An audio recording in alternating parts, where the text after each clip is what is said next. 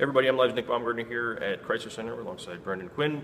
John Beilein with his season wrap-up today, 3 weeks after the season ended. 40 minutes of fun. John Beilein called it productive. Touched on a number of topics today. Obviously, they've had 3 kids transfer. The latest was Aubrey Dawkins. The Spike Alberg thing, I guess, I don't know if you can totally count him a transfer yet. I guess just kind of bring us up to speed on where that stands. Obviously, they have an open scholarship now. We asked him about Spike. Will he come back? Will he leave? Well, he said that the Ricky Doyle's decision to transfer was Ricky's decision to make. He said that if anything, though, Michigan was transparent with him about what the depth chart looked like. It is a very crowded front court with 2 more freshmen coming in, and Ricky opted to move along. That was what John Beilein said about that. When it comes to Aubrey Dawkins, John mentioned that when Johnny Dawkins, his father, was let go at Stanford and then subsequently hired at UCF, that he thought of it at that time, that could end up being a thing. Lo and behold, Aubrey's made that decision. He said it was no surprise. He cited his own coaching of Patrick Beilein at West Virginia. He understands what it's like for a father to be able to coach a son and vice versa, for Aubrey to play for Johnny. So it didn't sound like he was taken aback by any of it. And then when it comes to Spike, I saw no indications that there is going to be a great push here to make to return him to the program. I think there's going to be discussions about it. I did not get the feeling that it might be. That's a thing. You got to figure out if he's healthy. Yeah. And then it might be you got to figure out if you're Beilein, you got to figure out, can we get anybody better? Right. If they can't, maybe, but. Well, and fact of the matter is, they could use another scoring forward or wing. Couldn't we all? Right. I mean, that would be so that's a tough thing to get, greater though, need than a backup point guard right now. Now, there's going to be public sentiment out there that says Spike is owed that spot back. We asked him about that at the very end there, and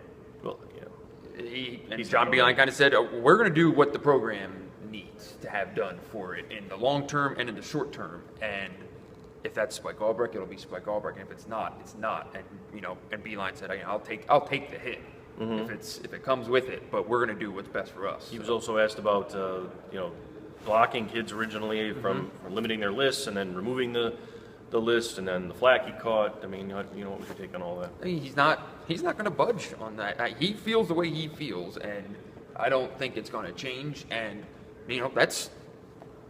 that's fine. It's his prerogative. Not everyone has to agree with everything. The thing that I think needs to be done is him mentioning talking to other coaches at the university and talking with Ward Manuel, and kind of coming to some consensus of, okay, because I don't think it should be. I don't think it should be what does John Beilein believe. I think it should be what does Michigan believe. Yeah.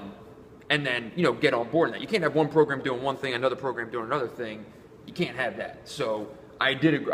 I thought that's a good way of looking at it. Now, what comes from it, we'll see. He might be in the minority in that. He could very well be in the minority in that.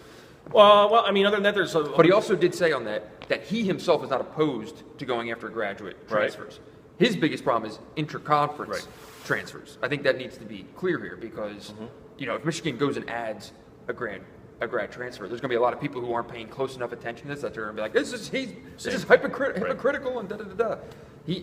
He's okay with grad transfers. He doesn't like interconference grad transfers. So just to be clear here. A lot of quick hitters that were discussed, I'm sure we'll get into that. I don't want to go too long on that here, but we'll get into that. You'll write it throughout the rest of the week. Yeah. Basic questions about, are you going to change the way you do things here? He did kind of hint around about, we'd like to recruit better athletes. He was asked about recruiting tougher players, and that was one of those, well, that's sort of a thing that has to develop. Did you get a sense that he's ready to tweak anything moving forward, or is he truly chalking everything up to, they had bad luck with injuries, we're doing the right thing, we're going to move forward doing what we're doing right now? I mean, I don't have any kind of grand sense that, would it be a nice narrative to be able to write, like, the old coach is going to take a step back and really look at things, with a faraway stare and change. And I don't think that there's some grand turnaround coming. I think he trusts what he does.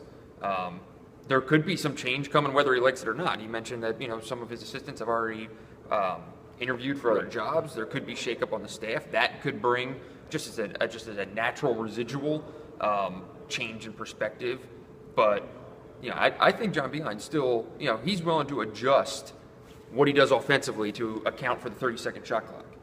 I don't think he's ready to start being like, we're going to start offering kids before their junior year. We're going to offer kids without seeing them in person. I don't think any of that's changing. What Michigan is under John Beilein is going to be what Michigan is, and that's that.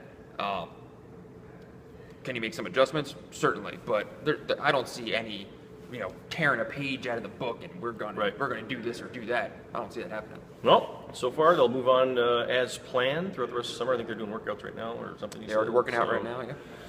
So yeah, we'll have a lot of stuff obviously the rest of the week. I don't want to go too much longer on this video because we're already about 6 minutes. We can delve into it next week when we yell at each other. The old podcast. In the podcast. So until then, for Brendan, I'm Nick. We'll talk to you guys later.